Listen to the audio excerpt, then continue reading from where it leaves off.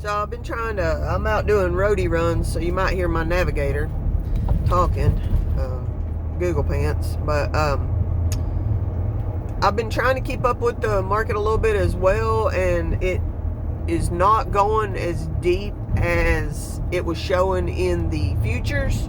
And so what's happening on that, and I still, like, I don't know enough about the market to be a day trader. Like, I used to think I wanted to, just because of the independence of that, and, you know, just being able to do anything on my own. But I'm just really not cut out for that high stress sort of thing.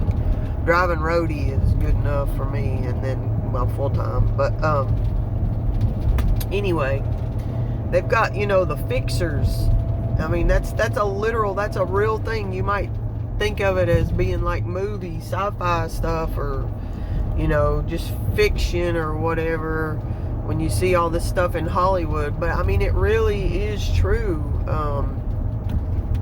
You know, you can go listen to, I know he's really, like, gets really out there sometimes, and he's not, Christopher Green is one guy I'm thinking of. I mean, he's like a little too much sometimes. Like, he's a little too overwhelming, and I can't think of the word, you know. I don't want to say flamboyant, because there's nothing like feminine about him, but he just, you know, gets so like melodramatic, and I feel like he maybe bases a little bit too much of his life on money.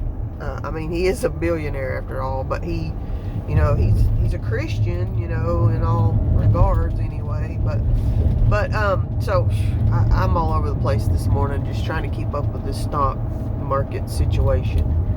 But then, you know, Stansberry, that's another one you can listen to. Lynette Zhang, Catherine Austin Fitts, you know, those. Kitco News. It's like Kitco News channel on YouTube. They're really good about explaining things. But there's a certain word, and I cannot remember it right now, of course, because I turned on the video camera. But they, you know, these guys, they go in there, they're like a stopgap. Like, they're trying to do everything they can for this market not to be a bloodbath. And, you know, how much of it, like, is 99% of it all, like, you know, set up and gamed and worked out and planned, but there's like 1% of authentic traders who are so terrified right now that's why it's actually down 1,000 points. I don't know. Sorry, I'm just rambling at this point because I can't find my words this morning.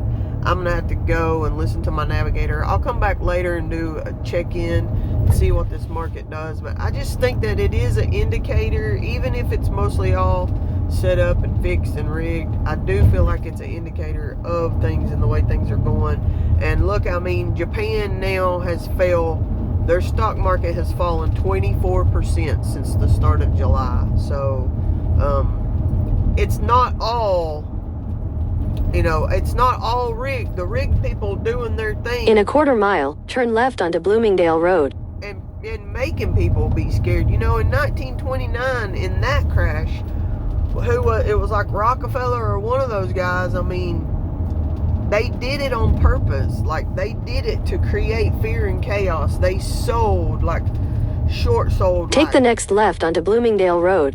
You know, hundreds of thousands of stocks, and created the crash that caused the crescendo that ended up causing the Continue on Bloomingdale Road for 3 miles. That was something else that they planned and they tried to do. You know, whenever they want to do it, they're going to do it.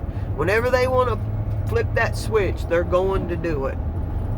I just feel like that we just need to stay informed so that we can stay on top of things. We have no fear.